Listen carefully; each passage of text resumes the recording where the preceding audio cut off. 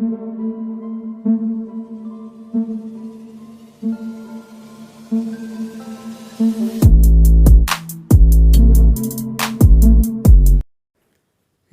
दोस्तों, scary story official में आप सबका स्वागत है। आज की कहानी की तरफ बढ़ने से पहले चैनल को सब्सक्राइब कर लीजिए और अगर कहानी अच्छी लगती है तो प्लीज़ लाइक एंड कमेंट करना मत भूलिएगा। तो कहानी की तरफ बढ़ेंगे। कहानी आज की बहुत ही ज़्यादा डरावनी है, तो ध्यान से सुनिएगा। कहानी है अनिरुद्ध और आकाश की। ये दोनों बेस्ट फ्रेंड हैं, एक ही ऑफिस में काम करते हैं और बहुत दिनों से ये प्लान कर रहे थे कि कहीं बाहर घूमने जाएंगे। तो फाइनली वो दिन आ गया था, छुट्टी मिल गई थी ऑफिस से 2-3 दिन की। तो इन्होंने सोचा क्यों ना हम मसूरी चलें, क्योंकि बहुत टाइम से हम मसूरी नहीं गए और मौसम भी अच्छा है इस समय। तो दोनों पैकिंग करते हैं और इन्होंने सोचा था कि ये बाई कार जाएंगे यहाँ से, क्योंकि दिल्ली से मसूरी ठीक पड़ता है, रोड भी ठीक है। अब ये लोग तैयार होते हैं, बैग रखते हैं। रात के लगभग वही 10 बज चुका था और इन्होंने होटल से खाना भी ले लिया, क्योंकि सोचा था कि काफ़ी लॉन्ग टाइम तक हम ड्राइविंग करेंगे, कहीं ढाबे में नहीं रुकेंगे और बारी बारी से हम ड्राइविंग करेंगे ताकि जल्दी हम पहुंच जाएं। सब कुछ अच्छा था, इन्होंने सब चीज़ अपनी गाड़ी में रख ली और आराम से घर से निकल जाते हैं।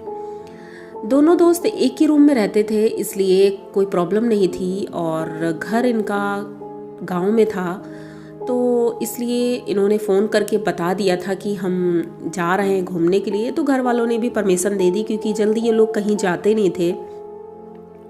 तो अब ये निकल चुके हैं और बहुत खुश हैं, गाने सुनते हुए एंजॉय करते हुए निकल चुके थे। हाईवे पर पहुंच गए और अब ये अपना रास्ता बहुत अच्छे से एंजॉय कर रहे थे, गाना सुनते जा रहे थे। रात बहुत हो गई थी और अब नींद आने लगी थी अनिरुद्ध को। तो अनिरुद्ध ने बोला आकाश से कि अब तुम ड्राइविंग कर लो, थोड़ा सा मैं रेस्ट कर लेता हूँ। तो आकाश आ जाता है ड्राइविंग सीट पर, अनिरुद्ध बगल वाली सीट पर बैठा रहता है। वो भी गाना सुन रहा था और नींद भी आ रही थी। तो आकाश बोलता है अनिरुद्ध से कि सोना नहीं, क्योंकि फिर मुझे भी नींद आ रही है। तो दोनों अब बातें करने लगते हैं। बातें करते करते जा ही रहे थे, तभी हल्की हल्की बारिश होने लगती है। मौसम बहुत अच्छा हो गया था और लेकिन सबसे बड़ी बात थी कि अंधेरा इतना ज़्यादा था, शायद अमावस्या आने वाली थी, इस वजह से रात अंधेरी हो रही थी। तो दूर दूर तक कुछ दिख नहीं रहा था। ये दोनों गाड़ी चलाए जा रहे थे, लेकिन एक बात इन्होंने गौर किया कि अभी तक इन्हें कोई गाड़ी पास होते हुए नहीं दिखी। मतलब कि काफ़ी टाइम से कोई गाड़ी वहाँ से निकली नहीं थी। ऐसा कैसे हो सकता है, हाईवे है तो गाड़ियाँ निकलनी चाहिए। लेकिन फिर चलो ठीक है, अवॉइड किया इन्होंने और आगे निकल पड़े। अब एक जगह बीच रास्ते पर एक बहुत बड़ा सा पेड़ पड़ा था और पेड़ की वजह से रास्ता बंद था। तो इन्होंने सोचा अब क्या करेंगे, हम कैसे जाएंगे। तभी इन्होंने देखा कि सड़क किनारे एक बुजुर्ग है जो कंबल ओढ़कर बैठा हुआ है, उसके हाथ में एक डंडा है, वो सर हिल रहा है उसका, यानी कि बहुत ही ज़्यादा बूढ़ा है, चेहरा तो नहीं दिख रहा था। तो आकाश उतर कर जाता है, उससे पूछता है कि दादा मतलब यहाँ से आगे जाना है मुझे, तो मैं कैसे जाऊँ, क्योंकि रास्ता बहुत मतलब हम लंबा तय करके आए हैं, अब अगर वापस जाएंगे तो प्रॉब्लम होगी। तो वो दादा इशारा वो करते हैं बगल वाली रोड की तरफ, जो हाईवे से कट कर नीचे से गई थी। उन्होंने इशारा किया कि यहाँ से आप आगे जाएंगे तो घूम करके आप हाईवे पे आगे जाकर मिल जाएंगे, कोई दिक्कत नहीं है और आप जा सकते हो। तो आकाश उनको थैंक यू बोलता है और बड़ी अजीब तरह से देख रहा था, क्योंकि अभी तक उन्होंने अपना चेहरा नहीं दिखाया था। ऐसा कैसे हो सकता है, और इतनी रात में लगभग 1-1:30 बज रहा था, वो वहाँ रोड के किनारे बैठे हुए थे। ये बहुत अजीब था। लेकिन आकाश अब ध्यान नहीं दे रहा था, क्योंकि देर हो चुकी थी और वो सोच रहा था कितनी जल्दी हम ये रास्ता क्रॉस करें। तो उसने गाड़ी घुमाई और जंगल की तरफ उसने ले ली गाड़ी। कच्चा रास्ता था और रात का समय था, तो जंगली जानवरों की आवाज़ें इतनी तेजी से आ रही थी कि अनिरुद्ध की नींद तो गायब हो गई। अभी दोनों इतना ज़्यादा डरे हुए थे। रास्ते में बारिश की वजह से कीचड़ बहुत था और तभी जब वो उस कीचड़ में जाके उनकी गाड़ी फंसी तो अब वो बहुत ट्राई कर रहे थे गाड़ी वहाँ से निकालने की, पर निकल नहीं पा रही थी। तभी उन्हें एक बच्चे के रोने की आवाज़ आती है। वो इधर उधर देखते हैं और सोचते हैं आखिर इतने बड़े जंगल में कोई बच्चा कैसे रो सकता है, लेकिन बहुत तेज़ी से आवाज़ आ रही थी। तो अनिरुद्ध गाड़ी का दरवाज़ा खोलता है और नीचे उतरता है। वैसे आकाश उसे रोक रहा था कि नीचे मत उतरो क्योंकि कोई प्रॉब्लम हो सकती है, हो सकता है चोर डकैत हो, क्योंकि इसी बहाने से हमें रोक रहे हों। लेकिन अनिरुद्ध का मन नहीं माना। उसने सोचा कोई बच्चा है, कोई छोड़कर भाग गया होगा, हो सकता है। तो वो इधर उधर देखता है तो देखता है कि एक पेड़ के नीचे एक सफ़ेद कपड़े में कुछ है। तो ये जाता है, उसे देखता है, देख करके एकदम चौंक जाता है कि ये तो एक बच्चा है। वो तुरंत उसे गोदी में उठाता है और गाड़ी की तरफ लेकर आता है। आकाश को दिखाता है और बोलता है ये देखो एक बच्चा है, शायद कोई इसे यहाँ फेंक कर चला गया है, क्योंकि हो सकता है कुछ लोग ऐसे होते हैं जो अनचाहा बच्चा होता है तो उसे इसी तरह जंगलों में फेंक देते हैं। लेकिन कितने निर्दयी हैं वो लोग जो इस तरह एक छोटे से बच्चे को यहाँ फेंक कर गए हैं। ऐसे ही बातें कर रहे थे दोनों और आकाश बच्चे को देखता है। उसके बाद ड्राइविंग की सीट पर बैठे हुए गाड़ी को फिर से स्टार्ट करता है और तभी जैसे ही ये गाड़ी स्टार्ट कर रहा था, गाड़ी एकदम से कीचड़ को क्रॉस करके आगे निकल जाती है। अब दोनों बहुत खुश हुए थे कि चलो अच्छा है, गाड़ी फंसी थी काफ़ी टाइम से, अब निकल गई है। जैसे ही थोड़ा दूर पहुँचे थे तो आकाश का ध्यान जाता है कि उस बच्चे के पैर अब आकाश के पैरों तक आ गए थे। मतलब ऐसे कैसे हो सकता है? वो गोद में लिए था, उस कपड़े के अंदर ही वो बच्चा था। अचानक से उसके पैर इतने लंबे हुए कि वो आकाश के पैरों को टच कर रहे थे। आकाश ने देखा और अनिरुद्ध से बोला कि बच्चे को सही से पकड़ो क्योंकि वो देखो यहाँ तक लटक कर आ रहा है। तो आकाश कहता है मैंने बच्चे को सही से पकड़ा है, वो ठीक है। तो आकाश कहता है इसके पैर देखो। अब जैसे ही पैर देखते हैं तो पैर बड़े लंबे हो रहे थे और उसके पैरों पर बाल निकले हुए थे।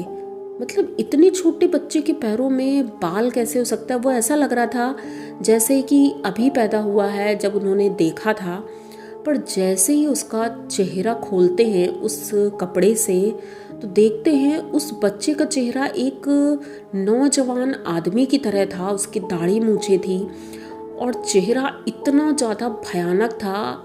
चेहरा एकदम सफ़ेद था, आंखें बड़ी बड़ी दिख रही थी और लाल आंखें थी। इतना देख करके दोनों इतनी तेज़ी से मतलब डर जाते हैं, चीखते हैं। अब आकाश तो तुरंत गाड़ी से बाहर निकल जाता है और अनिरुद्ध भी गाड़ी का दरवाज़ा खोलता है, बाहर निकलता है और उस बच्चे को वहीं पर फेंक देता है। जैसे ही फेंकता है तो देखता है कि वो बच्चा उठता है और उठकर इनकी तरफ धीरे धीरे चल रहा था। इन्होंने जल्दी से अपनी गाड़ी का दरवाज़ा खोला, गाड़ी के अंदर बैठे और शीशा बंद कर लिया। अब आकाश गाड़ी स्टार्ट कर रहा है पर गाड़ी स्टार्ट नहीं हो रही है। ये इतना परेशान हो गए थे। अचानक से भगवान का नाम लेते हैं और गाड़ी स्टार्ट हो जाती है। वहाँ से ये लोग चलते हैं, किसी तरह थोड़ा सा आगे जाते हैं और गाड़ी को थोड़ा स्लो करते हैं।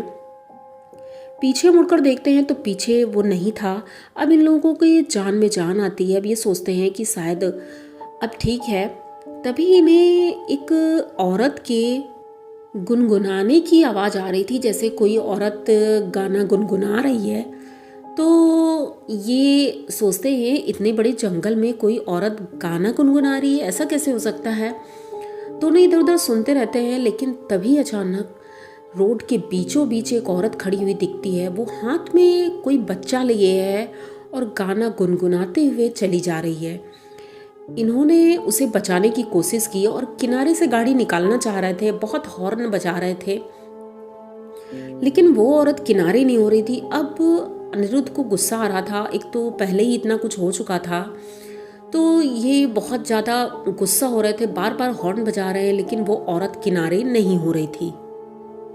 उस औरत के पास जाकर के आकाश एकदम से ब्रेक मारता है और जैसे ही ब्रेक मारता है तो वो औरत वहीं पर रुक जाती है। अब अनिरुद्ध गाड़ी से उतरता है और इधर से आकाश भी उतरता है। दोनों धीरे धीरे उसकी तरफ बढ़ रहे थे और आवाज़ दे रहे थे, कौन हो तुम? बीच रोड में क्यों चल रही हो? क्योंकि हमें प्रॉब्लम हो रही है, तुम हट जाओ यहाँ से, रास्ते से हटो। लेकिन वो कुछ बोल नहीं रही थी। अब ये दोनों उस औरत के ठीक सामने पहुँचते हैं। जैसे ही उसकी गोद में पहले तो उस बच्चे को देखते हैं, ये वही बच्चा था जो अनिरुद्ध के हाथों में था। और उस औरत का चेहरा देखते हैं तो उस औरत का चेहरा था ही नहीं, क्योंकि एकदम ब्लैक दिख रहा था और सपाट था, मतलब जैसे जला हुआ चेहरा होता है, आंखें नाक मुंह कुछ दिख ही नहीं रहा था। और वो बच्चा जो था उसने अपने हाथों से अपना जो कपड़ा ढका हुआ था वो कपड़ा हटाता है और बहुत गंदी वाली स्माइल देता है। अनिरुद्ध और आकाश ये देख करके एकदम से डर जाते हैं, दौड़ करके गाड़ी में बैठते हैं। अब ये गाड़ी इतनी स्पीड में भगा रहे थे कि मानो मतलब कोई भूत पीछे पड़ा है। ये सच में इनके साथ एक छलावा था, चुड़ैल थी, प्रेत था, क्या था ये नहीं पता था, लेकिन इन लोगों ने गाड़ियाँ अपनी बहुत स्पीड से भगाई। तभी अचानक से इनको ऐसा लगता है जैसे इनकी गाड़ी की छत पर कुछ गिरा, क्योंकि बहुत तेजी से आवाज़ आई थी, ऊपर कुछ गिरने की ढम से आवाज़ आई। एकदम से आकाश ने ब्रेक मारी और जैसे ही ब्रेक मारी तो इन्हें फिर से वही गुनगुनाने की आवाज़ सुनाई देने लगी, पर कोई दिखाई नहीं दे रहा था। थोड़ी देर बाद जब ये गाड़ी चालू करते हैं फिर से, तो किसी के बाल आगे शीशे के पास लटक रहे थे, जैसे कोई लेटा है ऊपर गाड़ी के ऊपर, और एक बच्चे के रोने की आवाज़ आ रही थी। अब ये दोनों इतना डर गए थे कि गाड़ी छोड़ करके भी कहीं नहीं जा सकते थे, क्योंकि जंगल अब बहुत घना था और जंगल के बीचों बीच इनकी गाड़ी फंसी हुई थी। इन्हें हाईवे नहीं मिल रहा था। इतनी दूर आने के बाद भी अभी हाईवे कहीं दूर दूर तक नहीं दिख रहा था। अब ये तब भी अपनी गाड़ी चलाए जा रहे थे, क्योंकि वो रास्ता तो था ही, मतलब वो रास्ता कहीं जा रहा था तो हो ना हो वो हाईवे पर जाकर मिलेगा, यही सोच करके वो गाड़ी चलाए जा रहे थे। तभी सामने एक पेड़ के नीचे वो जो बूढ़ा आदमी था जो उन्हें हाईवे का रास्ता बता रहा था, वो वहाँ पर कंबल ओढ़कर खड़ा हुआ था। उसे देख कर के ये दोनों एकदम से चौंक जाते हैं। ऐसा कैसे हो सकता है, हम लोग गाड़ी से आ रहे हैं और ये आदमी पैदल इतनी जल्दी यहाँ पर कैसे आ गया। इन्होंने गाड़ी रोकनी चाहिए, लेकिन अनिरुद्ध ने इस बार गाड़ी नहीं रोकने दी।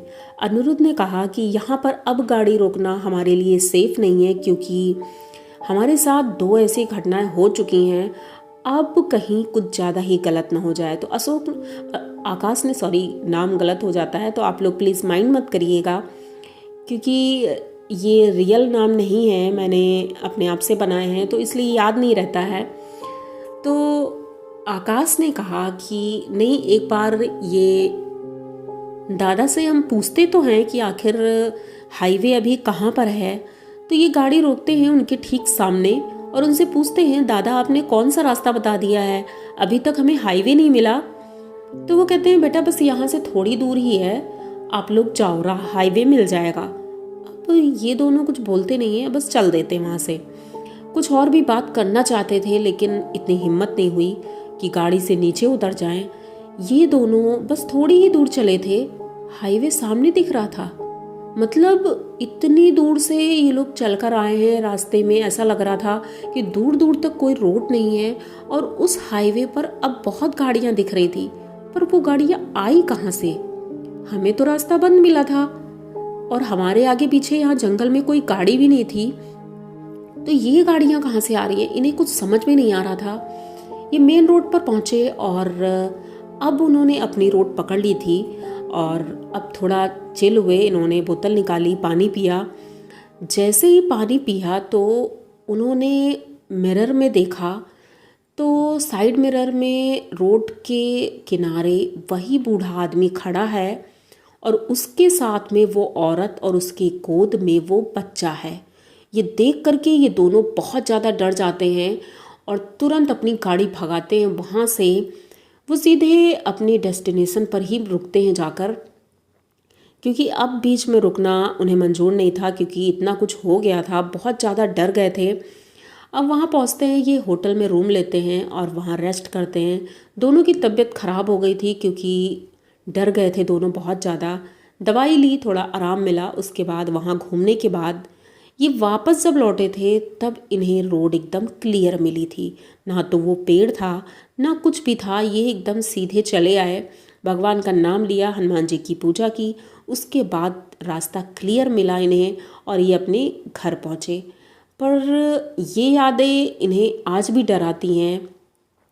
लोगों ने बताया था, जब वहाँ पर इन्होंने पूछा था तो उन्होंने बताया यहाँ पर छलावा रहता है और छलावा आपको छल सकता है, आपको परेशान कर सकता है, आपको मार भी सकता है, लेकिन भला हो भगवान की वजह से, आप भगवान की पूजा करते हो या कुछ भी, किसी भी ना किसी कारण भगवान आपकी हेल्प ज़रूर करते हैं और उन्होंने आपकी हेल्प की जिस वजह से आप बच गए हो, वरना उस छलावे से कोई बच नहीं सकता है। तो आप लोगों को इन दोनों की ये कहानी कैसी लगी? अगर अच्छी लगी हो तो प्लीज़ चैनल को सब्सक्राइब करिए, लाइक कमेंट करिए, शेयर करिए और बने रहिए हमारे साथ। इसी तरह की नई और अनोखी कहानियाँ मैं लेके आती रहती हूँ। तो मिलते हैं फिर किसी नई कहानी में, तब तक के लिए डरते रहिए।